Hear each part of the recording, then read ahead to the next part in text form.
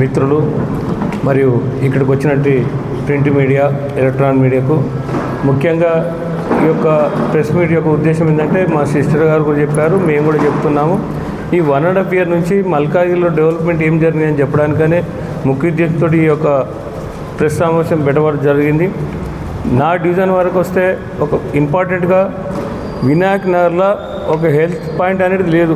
వినాయక్ నగర్లో 2 ప్రైమరీ సెంటర్లు శాంక్షన్ అయింది. ఒకటి వచ్చేసి ఓల్డ్ సప్లీ కూడా పెట్టారు మూలాల్లో, ఒకటి వచ్చేసి నేడ్మెడ్ డివిజన్లో పెట్టారు.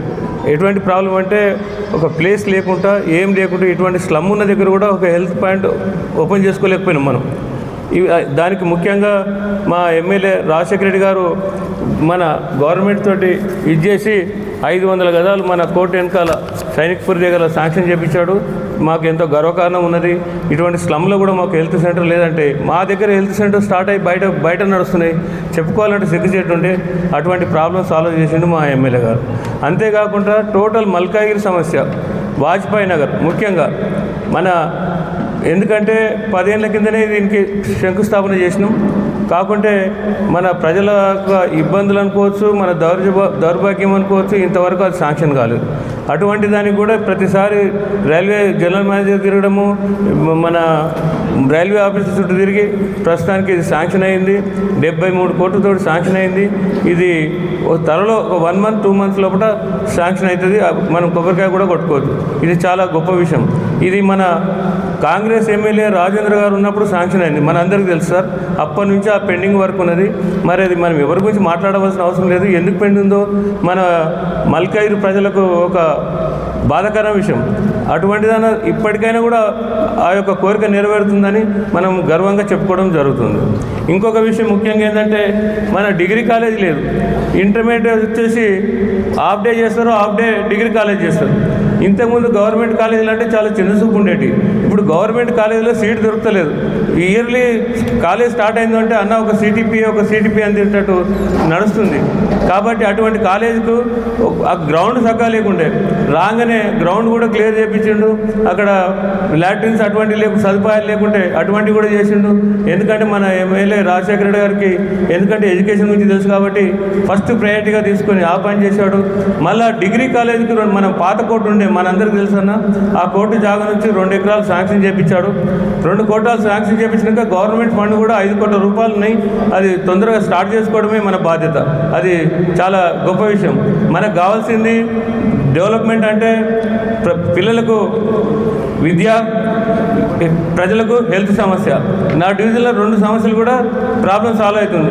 మెయిన్ డిగ్రీ కాలేజ్ కావడము, ఈ హెల్త్ సెంటర్ ఓపెన్ కావడం చాలా గొప్పగా ఉన్నది. ఇక జనరల్ వర్క్స్ అయితే అయితేనే ఉంటాయి. ముఖ్యంగా చెప్పేది ఏమంటే మనకు కోర్టు ఇంతకుముందు కోర్టు శాంక్షన్ అయింది.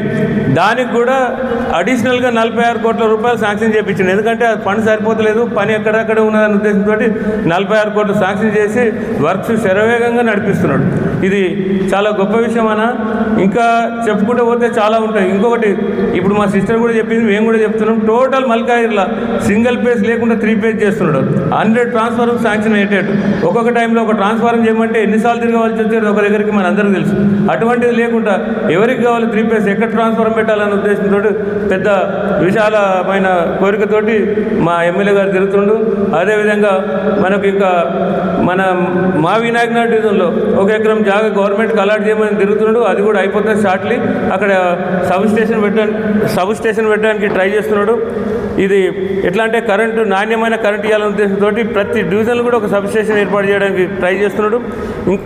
ముఖ్యంగా మీకు చెప్పాలంటే మనం ఎవరి గురించి మాట్లాడతలేము ఇక్కడ. మన మల్కాజ్గిరిలో ఏర్పడ్డాక 4 ఎమ్మెల్యేలు చూసినాం మనం. ప్రస్తుతానికి అసెంబ్లీలో ఎప్పుడు స్టార్ట్ అయినా కూడా ప్రతిసారి మన ఎమ్మెల్యే గారు మన మల్కాజ్గిరి గురించి క్వశ్చన్ ఎత్తుండ్రు. ఇది చాలా గొప్ప విషయం. ఈ విషయం మనందరికీ తెలుసు, నేను చెప్పడం కాదు. 4 ఎమ్మెల్యేలు ఎన్నడూ కూడా మన మల్కాజ్గిరిని అడిగింది లేదు, ఏం చేసింది లేదు. ఇప్పుడు మాత్రం నిన్నైతే ప్రతిదీ గవర్నమెంట్ ల్యాండ్ గురించి మనందరం చూసినాం టీవీలో. దానికి నేను మీకు చెప్పి దలుచుకోలేదు. ఎక్కడే ప్రాబ్లం ఉన్న దృష్టి పోతే ఆయన దృష్టి ఏంటంటే నేను ప్రాబ్లం సాల్వ్ చేయాలి, మల్కాజ్గిరి ప్రజలను నన్ను ఒక మంచి దృష్టితో చూడాలి, మనం కూడా బాగా పనిచేసే పేరు తెచ్చుకోవాలని ఉన్నది. పర్మనెంట్ ప్రాజెక్ట్ అన్న కూడా తిరుగుతున్నాడు. ఏ పని చెప్పినా ఇది నా పని అని తిరుగుతున్నాడు. ఆయన స్టాఫ్ కూడా ఒక 10 మంది స్టాఫ్ను పెట్టుకొని ఏ పని ఇమీడియట్లీ రియాక్ట్ అవుతున్నాడు. చూస్తా చేస్తాను కూడా రియాక్ట్ అవుతుండు. ఇటువంటి ఎమ్మెల్యే మనకు రావడం మన అందరూ అదృష్టంగా భావిస్తున్నాం. ఇంకా ముందు ముందు కూడా చాలా పని చేయాలని కోరుకుంటున్నాం. నిజానికి చెప్పాలంటే ఒక అందరితోటి కూడా కలిసిమెలిసి ప్రజలతోటి మమేకమై పోయిన వాళ్ళందరితోటి కూడా ఏమం బాగున్నావా చేసినావా అని పలకరించి ఇటువంటి అందరి మన్నలు పొందుతున్నాడు మన ఎమ్మెల్యే గారు. చాలా సంతోషం. మాకు ఈ అవకాశం ఇచ్చినందుకు కూడా ధన్యవాదాలు. Thank you.